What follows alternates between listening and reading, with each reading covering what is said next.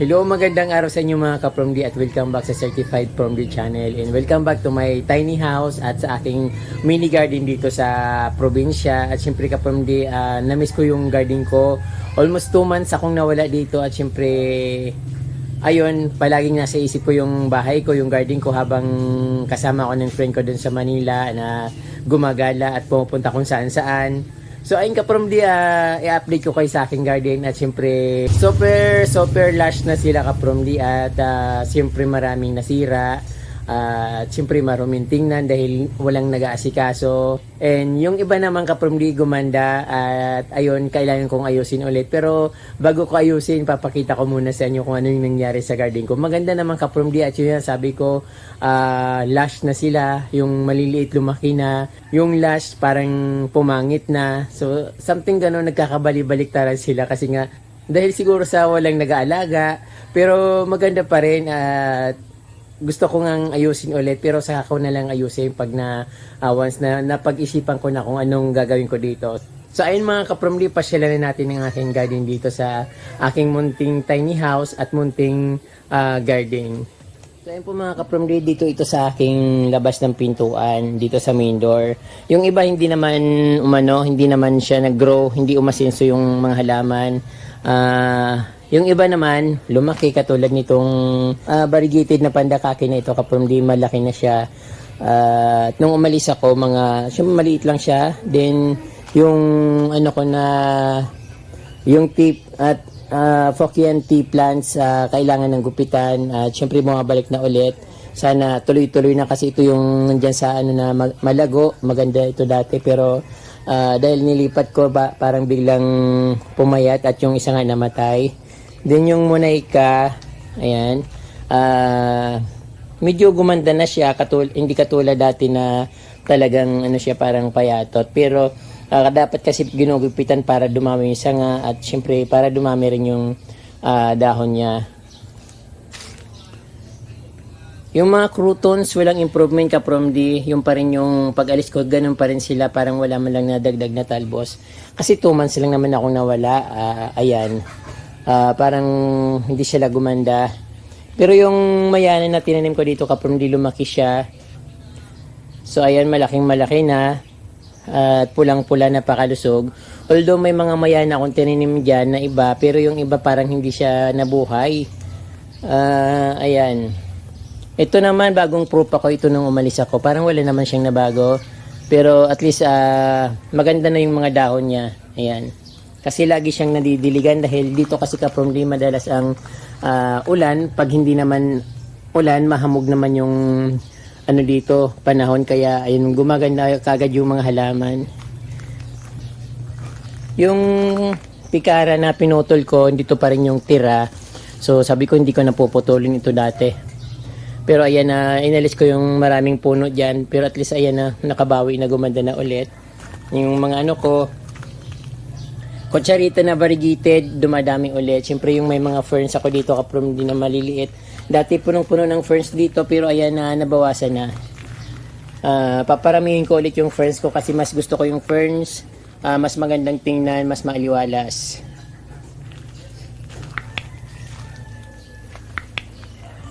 So dito yung ka-From D sa pagpasok ng gate, ito yung makikita.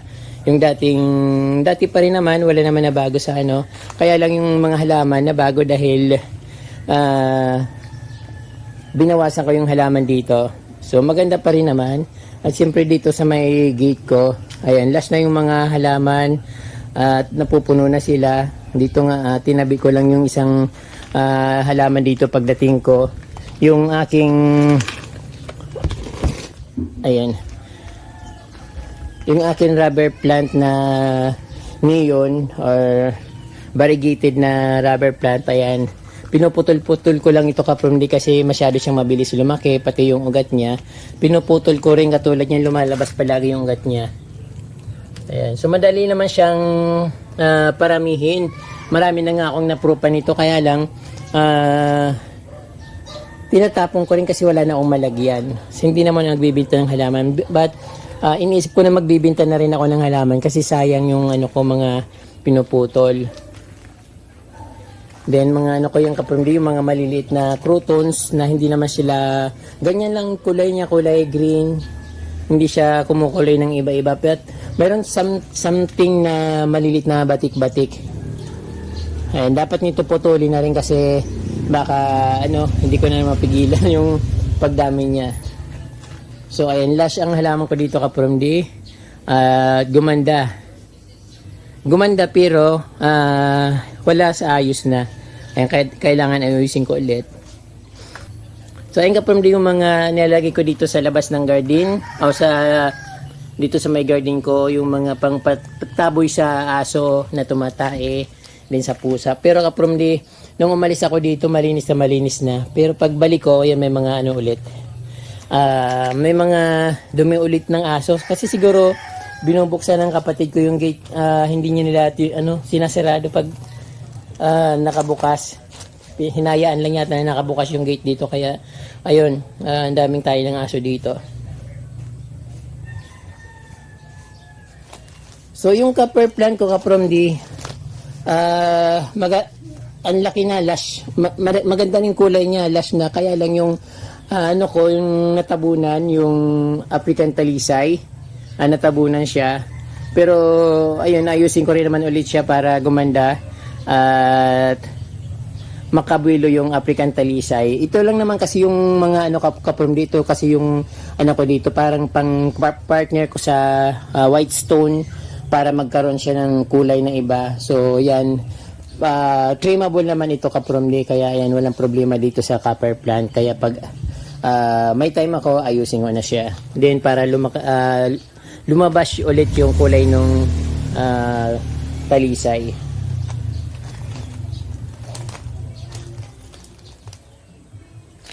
Lumalago ulit yung aking dito, yung kalatpia. So actually kapamilya, mayroon maliit nito na katulad niyan. Kapag pala yung itinatanim siya sa ground o sa direct soil, lumalaki ito. Pero ayan, dati na itong malago pero pinutol ko na kasi nga dahil dun sa paggagawa ng aking bahay, kailangan kong putulin para hindi siya ma-damage. So ayan, ang aking halaman dito, lush at syempre napakagandang tingnan, makulay.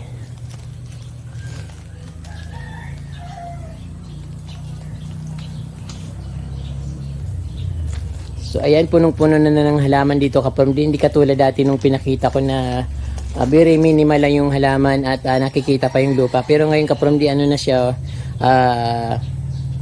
kumbaga parang nagbo-blooming siya, pero hindi naman ganun ka-blooming kasi kailan lang naman ako umalis dito. So ayan, lush, pero yung iba tatanggalin ko sila kasi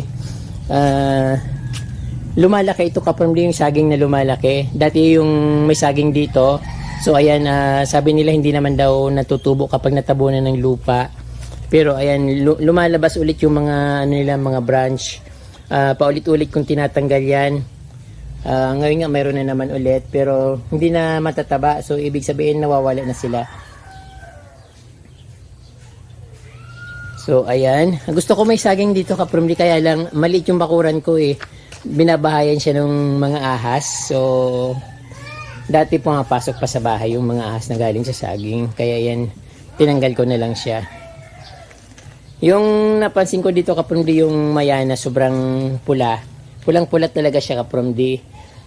Madalas natin nakikita yung parang mayana na maroon, pero ito kapamilya pula talaga siya. Baka sabihin dinadaya ko yung kulay, hindi talagang pula talaga siya kapamilya. Ayan, yung mga copper plant. At syempre yung ko dito kapamilya na pinagmamalaki ko dati, yung bang African talisay na napakalash.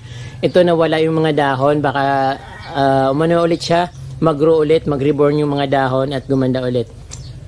So ayan, inaantay ko yung pag-grow niya. So ayan yung mga halaman ko dito kapamilya sa gilid. Malago at syempre malawak ng garden ko dito. Pero yung naman, yung ground lumiit. Syempre gagawin ko ulit yun. Yung mga mayana ko nagtutumbahan na kasi sobrang sobrang siguro sa dami or kapal. At ayan, yan ang nangyari. So, ayan. Another mayana dito kapromdi. So, dito talaga sinadya ko talagang itanim yung mayana dyan. At kasi gusto ko may ibang dating dito, yung ibang halaman. Pero ito kapromdi, parang hindi yata ito gumanda, oh. Parang namamatay yung aking pandakaki. Or ano dito? Eugenia plants. Parang, sabi ko ba, pagdating ko dito, parang ano siya, ganito, parang natutuyo. Tapos, inisip ko kagabi na palitan ko na lang or bunutin ko na lang at ilipat ko sa iba. So ayan, mayroon pang mayana dito na kulay pink na napakaganda. Dito kapromdi, bakant di talaga dito kasi tinanggal ko yung mga bromeliads plants. So ngayon bala kong ibalik yung mga bromeliads dyan, but ibang ayos naman, lalagyan ko siya ng mga stones at may mga kasamang ferns. So ganun yung inisip ko dito. Lagyan ko ng stones, din may mga ferns na kasama para cozy tingnan. Then ayan dito yung mayana ko ulit. Napakaganda at ang taba niya. So ayan, kung magbago naman ako ng garden, hindi ko siya alisin dyan kasi napakaganda niya. Or itatabi ko lang sila dun sa may dun sa gilid kasi kapromdi yung mayana, hindi niya kailangan ng palaging nababasa. Mas gusto niya yung tuyo na lupa. Sometimes dinidiligan kasi natutuyo rin siya, pero mas gusto niya yung hindi siya nababasa. Na proving ko na yun dati doon sa gilid ng kubo. Basta natatamaan lang siya ng sunlight, so okay na siya. Then ayun, binabahayan ng manok dito pagdating ko. Oka yan, malalim yung diyan, hukay. Yung pala, sabi ko bakit anong nangyari dito sa garden ko, yung pala kapromdi, binabahayan ng manok. Kaya ngayon babaguhin ko ulit yung garden ko at syempre papalawakin ko itong ibabalik ko yung malawak na white stones dito. Pero pag-isipan ko muna kasi baka magkamali ako. Mahirap na. Ayan ang aking Assistacia or Anastasia plants.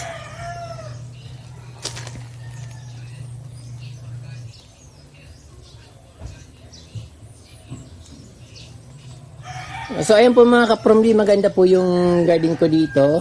Kaya lang yung sabi ko nga marami nang tumitikwas at wala na sa ayos. Maganda siyang tingnan kasi malago na.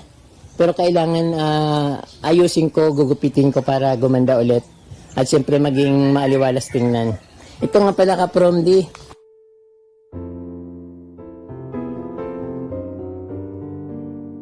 Yung aking bromeliad, sobrang ganda kapromdi. Nakita nyo yung kulay na yan, napakaganda talaga. May pink sa gitna, tapos na yun, and green.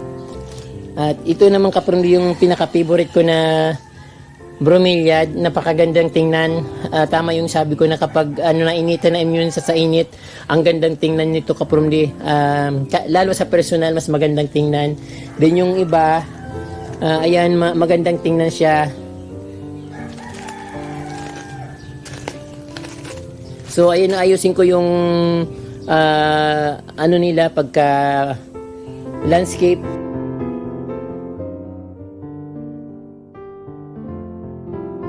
So ayun kapromdi, alisin ko sila sa gitna, diyan sa gitna ng garden ko para lumuwag yung dito space.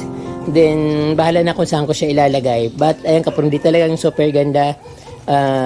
Sinasuggest ko sa friend ko na mag-alaga siya ng mga bromeliads kasi hindi ito alagain kahit iwanan mo ng ilang buwan, basta nasa labas lang siya ng bahay. Pag na-immune sa araw, ayan, gumaganda ng tudong-tudo, ayan, katulad ng nakikita nyo. So ayan, 2 months akong umalis dito at alam kong hindi naman ito dinidiligan.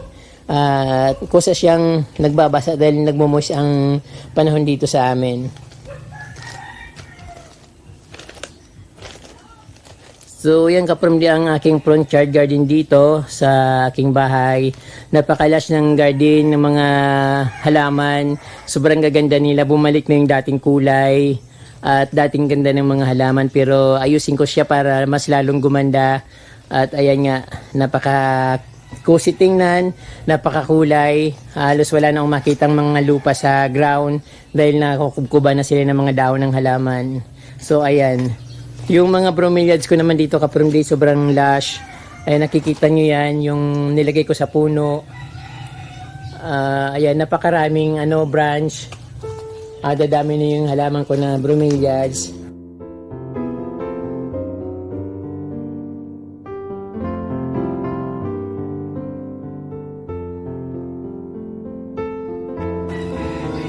Meron din akong banda orchids dito. At yung aking yellow bell umaakyat na, so kailangan kong itali yan dyan para tuloy-tuloy yung pag-akyat nyo dyan sa taas. So ayan.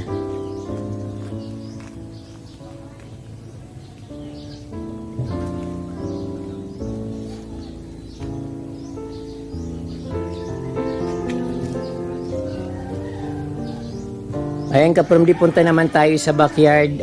Marami rin akong babaguhin dito kasi maraming nabago. So ayan, pero yung mga halaman ko dito, kapromdi, sa gilid ng bahay, ayan, magandang maganda, very lush yung aking ferns na pinong-pino yung dahon.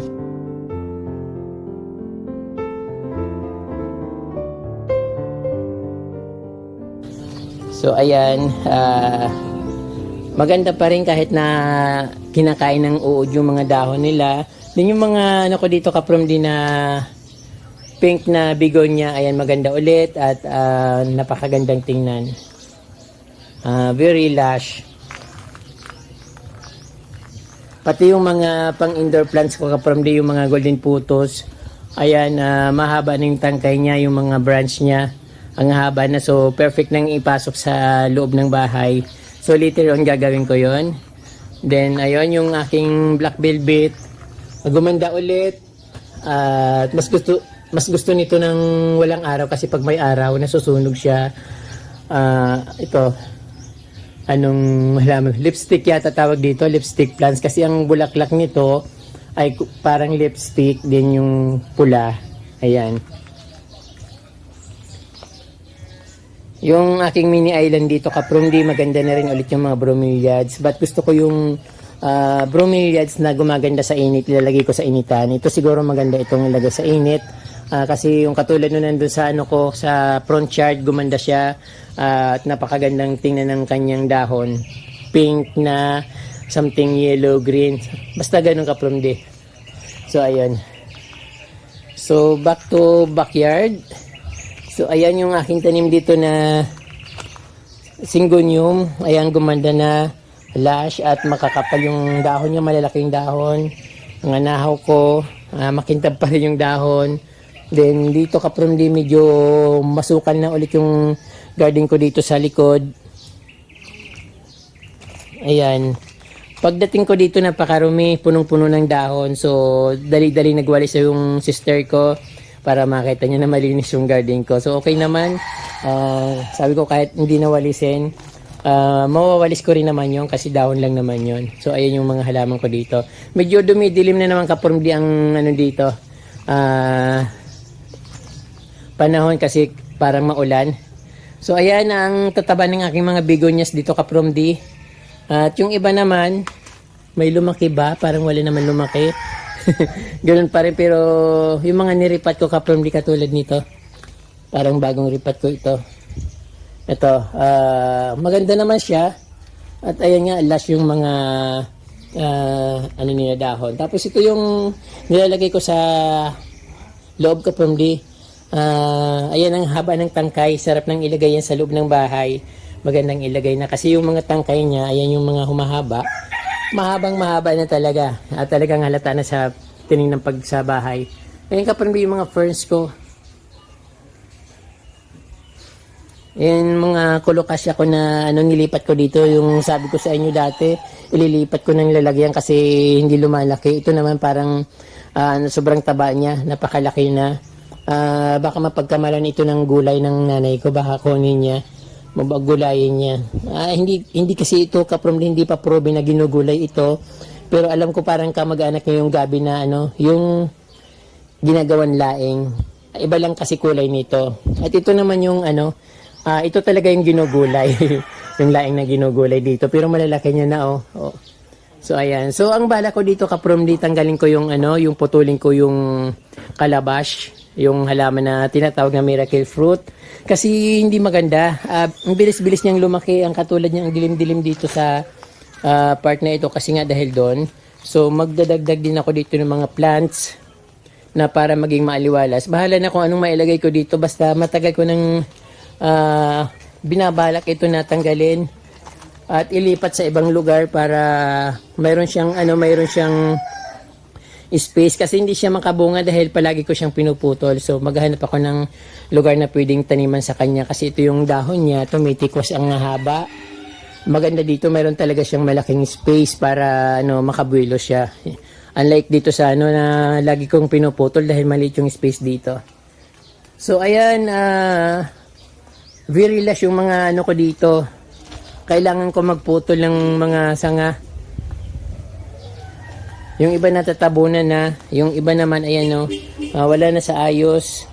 Palaging ganan ayan ang bilis-bilis lumaki ng copper plant. So, meron na naman akong pagkakabalahan dito. Pero unahin ko muna yung front yard kasi mas madaling gagawin doon. So, ayan ka-from ng aking backyard. Madilim at super lush yung mga halaman. So, ayun ka-from yung aking anthurium dito. Bago ako umalis ng probinsya, tinanim ko ito, pero ayun nakita nyo sobrang lago na. That time naman nung pinakita ko, hindi siya ganyan kalago. Tapos ngayon sobrang tataba na. So siguro dapat yung mga dahon na nawawalis ko dito, nilalagay ko dyan sa puno niya para fertilizer niya na. So ayan.